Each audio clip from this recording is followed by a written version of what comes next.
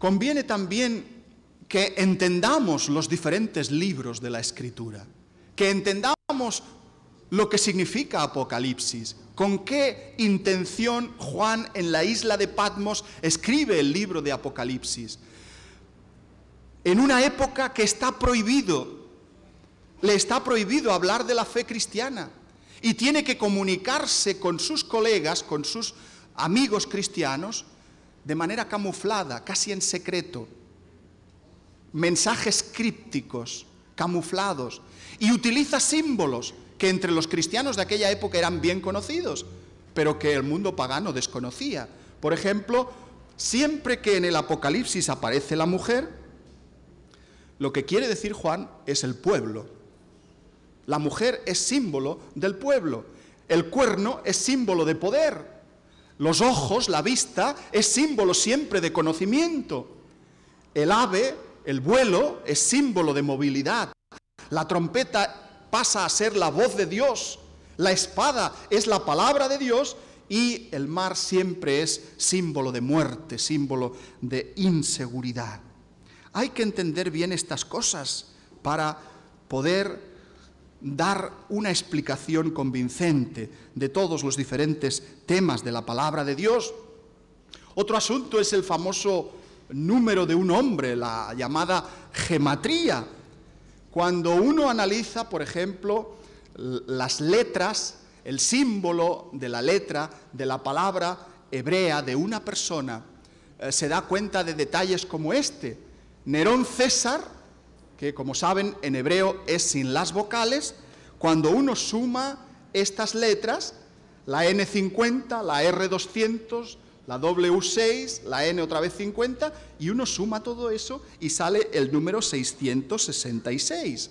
Posiblemente Juan, cuando habla de la bestia, el número 666, se estaba refiriendo a Nerón César, que era una bestia, que era un perseguidor de los romanos, de los cristianos, en Roma, en aquella época. Y en vez de decir Nerón, decía la bestia que ataca al cristianismo, la bestia que nos persigue, pero lo decía de manera camuflada. Cuando uno interpreta literalmente ciertos pasajes del Apocalipsis y del libro de Daniel, corre el riesgo de cometer errores tan garrafales como los que nos referíamos anteriormente. ¿Qué debemos pensar ante semejantes cambios? ¿Cómo podemos los cristianos actuales enfocar el tema de la globalización y los desafíos que eso supone? ¿Debemos alegrarnos o por el contrario hay que ver en ellos las fuerzas desatadas del mal o el fin del cristianismo, como piensan algunos? Si hay un mensaje claro en la Biblia, es el de la unidad fundamental del género humano.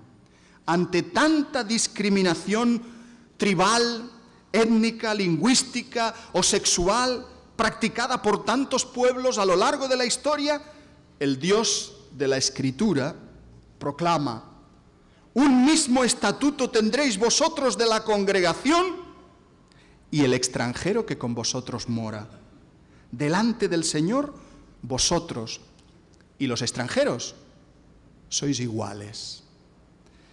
Y muchos años después, Erasmo de Róterdam, en el siglo XVI, escribiría: desde tiempos remotos, el Rin, el río, separa a los franceses de los alemanes, pero no puede separar a un cristiano de otro cristiano. En este sentido, debemos alegrarnos de que el mundo se esté convirtiendo en una aldea global, de que las fronteras ya no puedan separar a los hombres, de que los crímenes contra la humanidad ya no puedan encerrarse en la jurisdicción de un país, de que cuando ocurra una catástrofe en cualquier punto de la tierra, la conciencia humanitaria practique el fenómeno del sinfronterismo. ¿Qué es eso del fenómeno del sinfronterismo? Médicos sin fronteras, farmacéuticos sin fronteras, ingenieros sin fronteras, bomberos sin fronteras y hasta payasos sin fronteras. Nunca nadie ha hablado de cristianos sin fronteras. ¿Será porque quizá los cristianos ya hace mucho tiempo que no tenían fronteras y siguen amando y solidarizándose con el prójimo a pesar de las fronteras? Pero también es verdad que la luz de estos proyectos positivos no consigue iluminar todas las sombras que produce la globalización. Alguien ha dicho que la famosa aldea global es más bien un cortijo global, con su señorito, Estados Unidos, sus capataces, Europa y los países del norte, y un montón de jornaleros que serían los restantes países.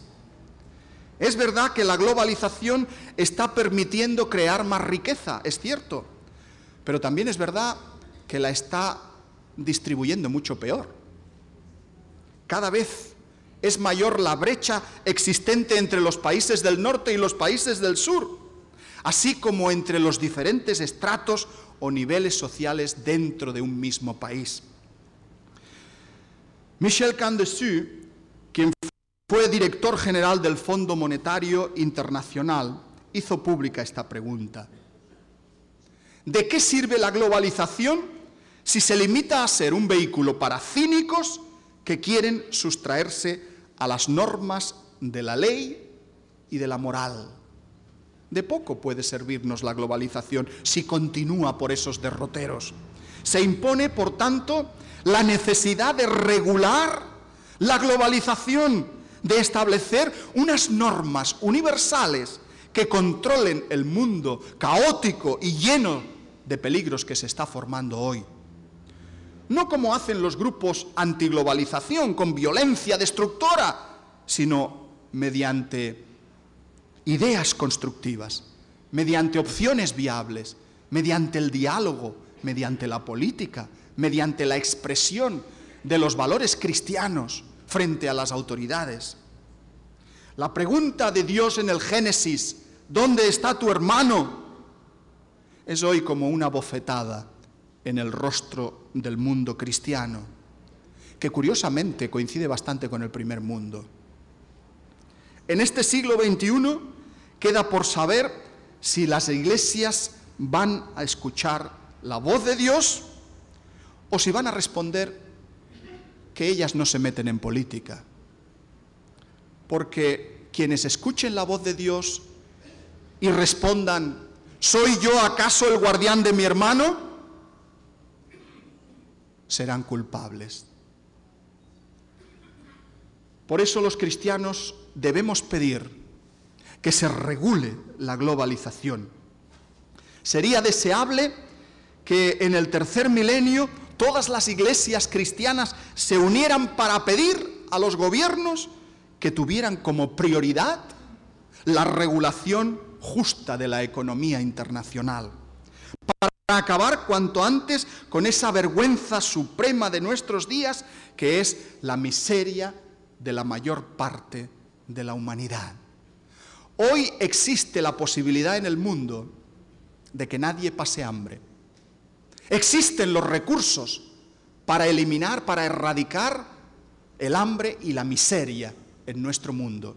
Si no se hace, es porque no hay voluntad de hacerlo.